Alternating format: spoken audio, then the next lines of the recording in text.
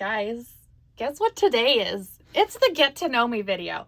So I'm not sure if you were looking forward to this one or planning on skipping it, but here's your window to make your choice.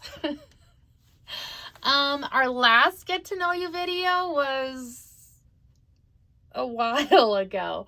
So we're well overdue and we have a lot of new friends here. So this is just going to be like a little backstory, what I'm doing now, what I hope for the future. And at the end of this video, I'm actually going to show you all the quilts I've made so far. Well, the ones that I still have, the ones that aren't like the kids' personal quilts, you know what I mean? So there's going to be a good chunk of quilts, not all of them. I mean, I've given a lot away. I mean, I've started a lot and sold them. I mean, I'm going to show you like a fraction of the quilts. And full disclosure, I am not guaranteeing that all of those quilts are clean. I was holding some of those up and I was like, I hope this is far away enough from the camera that you can't see that. But that just shows you that each and every one of these quilts that I make is so loved here in the house. And every time I make one, I think, man, we've got a lot of quilts. And then somehow I can never find a quilt because all of them are being used simultaneously. So that's a great problem to have. And I really just enjoy that my kids love these quilts. So stay tuned for that one. It's really kind of cool to see the progression. We're starting with some of my older quilts and then working my way to our more recent ones. The to be quilted in the process of quilting.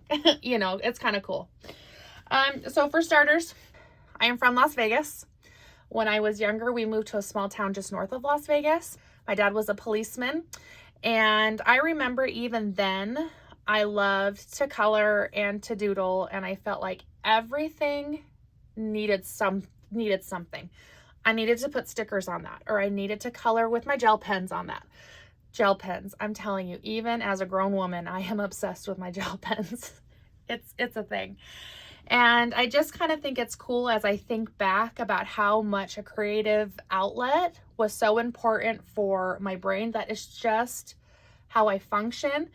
And I feel like that's also like how I cope. You know what I mean? If I'm frustrated or I'm having a hard time, then I try to do something with my hands, usually glittery. That usually helps. And just to get my brain to calm down. I am a terrible overthinker. Those spirals that I set myself on for absolutely no reason, I'm telling you, I don't love them, but would that get me to stop? No, I'm going to keep doing it, I guess. So I feel like it's kind of interesting to see what hobbies and crafts I pick up to work through my crazy brain that just likes to keep me humble, I guess. But I remember in high school that was making posters and doing the bulletin boards and decorating the halls for homecoming, you know, those kinds of things. I just loved having that sort of outlet. Also, my grandma was a great quilter.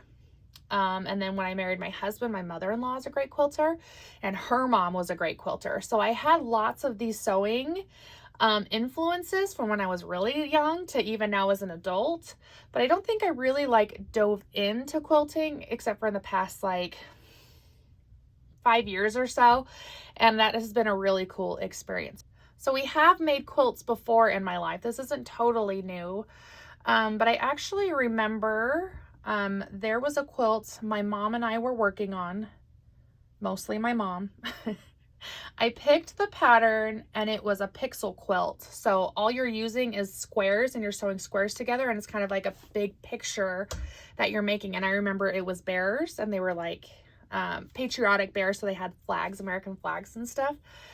And I remember working on that one, or maybe supervising my mom working on that one. And then we tucked it away in a trash bag to keep it safe while we waited to work on it again. And I don't think it left the trash bag. So, but I always remember my grandma's sewing room at her house. You know, she had all of her, fabric scraps everywhere.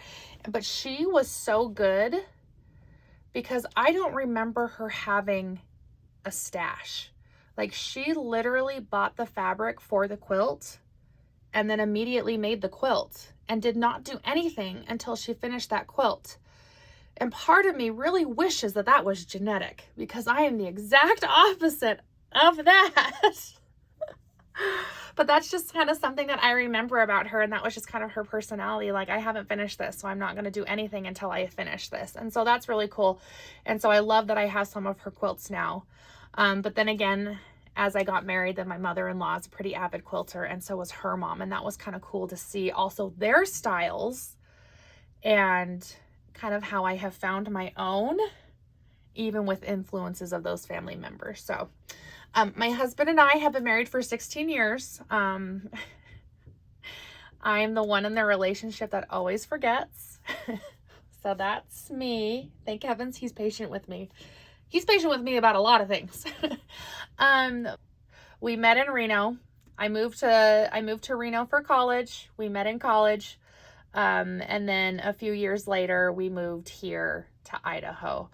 And we had been trying to move to Idaho for at least 2 or 3 years before we finally got here. It just happened to work out.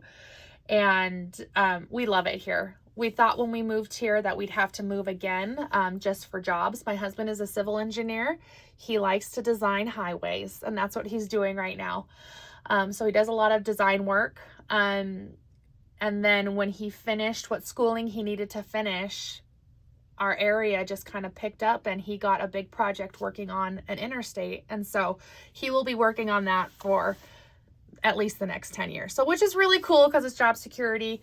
And although we kind of like throw around the idea of moving from this literal location, I feel like we would never leave Idaho. We really love Idaho. My husband is a big hunter. He likes to bird hunt. I like to support him from the warmth of my bed. And we're both fishermen. He is a really good fly fisherman, and I'm really good at fishing for compliments.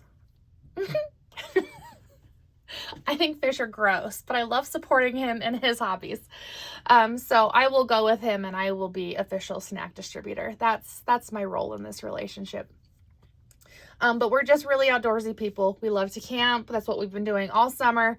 And it's been awesome. We have a little pop-up trailer that I love that we can just squeeze in all these like random little places, and it serves us pretty well. So Idaho just really fits our lifestyle here. I think being raised in big cities for the both of us, the second we got smaller, we just felt like a little bit more at home. Much slower pace, much easier to keep up with everything around here, or to not keep up. So we really like it here. I can't imagine us leaving Idaho. It's been just a really good spot for us. Let's see. So this is my husband's fault that we actually even have these videos. So let's dive down that rabbit hole. So I would say a few years ago, I really was getting into quilting because we had hit a really hard phase in our life with our kids. It was rough. It was rough. And so again, as I've noticed, if I can be creative, then I can process better. And my husband has picked up on that. And so it was actually kind of interesting when I was making the little clip here at the end with all of the quilts. I know what quilts I have, but it was really interesting to like touch them again and like show them all off. And it was crazy how many thoughts were coming to my mind as I was like looking at these quilts and lifting them up for you. And so there was one blue one and I remember making this quilt, and I hated this quilt start to finish. And not because it was the pattern, not because of the fabrics or anything like that, but it was just such a miserable time. And I was like forcing myself through this quilt. And I let those blocks sit for a long time because I could not decide whether or not I wanted to sew them together to finish the quilt top, or literally just throw them away because I hated them that much. And it's kind of interesting because they sat for years, and I finally put them together maybe 2 years ago. And I was like, this is an awesome quilt. This is super cute. And it's like, I understood why I was upset with it, but I'm so glad that I put it together anyways. And so kind of showing it off in the video, I thought, man, there is so much heart, good and bad, that goes into these. And I am so grateful that I have all of these memories in these quilts. And that even though this was made at a really hard time, and this was a real struggle for me for a lot of reasons, we still love to snuggle with it, and it's still like a really important quilt to me. Are all of my quilts that deep and intense? No, most of them are just cute and fun because I'm obsessed. But I just think it's just so crazy, even though it's like cliche, like all of these are so made with love and with who you are. And I'm just really grateful for that, because like a little piece of me goes into all of these. So it's like, I remember the first quilt that I like splurged and bought good fabric on, and it was choppy, but I was so proud of it. And then I remember what fabrics like I inherited that went into a quilt, you know, so it's lots of these cool like little experience that we get to put into a quilt that we get to love. It's not a decoration. Every single one of these quilts in my house is used. So I just love that so much heart, so many memories, so many feelings go into each and every one of these quilts, and they're mine. And I get to share that with everyone. So that was a little bit more emotional than you probably wanted, but that's really a big reason why I continue to do this. Is it fun? Yeah. Do I get to buy lots of cute things? Yeah. But mostly this is just putting little pieces of me out there and trusting that others will take care of them, you know, and love them and want them.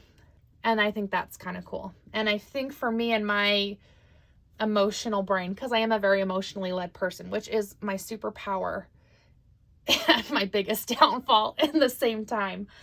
I think that's very important for me and my mental health. So I am not ashamed of that.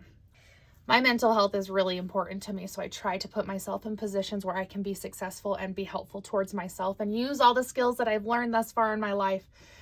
And quilting is just one of them. So I get to make cute things and keep my brain happy. I'm not really sure what else we want to talk about. I just want to show you all of these quilts. My favorite one is the Stars for Carter, and I'll make sure that I put something on the screen for that. We have made it together twice, actually, because my original videos really sucked, so I redid the videos. But I have made this quilt 3 times now, and I would make it 3 times more. Like, I just love it so much. So I'll make sure I indicate that in there. One of my very first ones, one of the puppies even like chewed off a corner, and I just about lost myself because they ate some of my quilts. So enjoy the quilts, friends. I'll see you soon.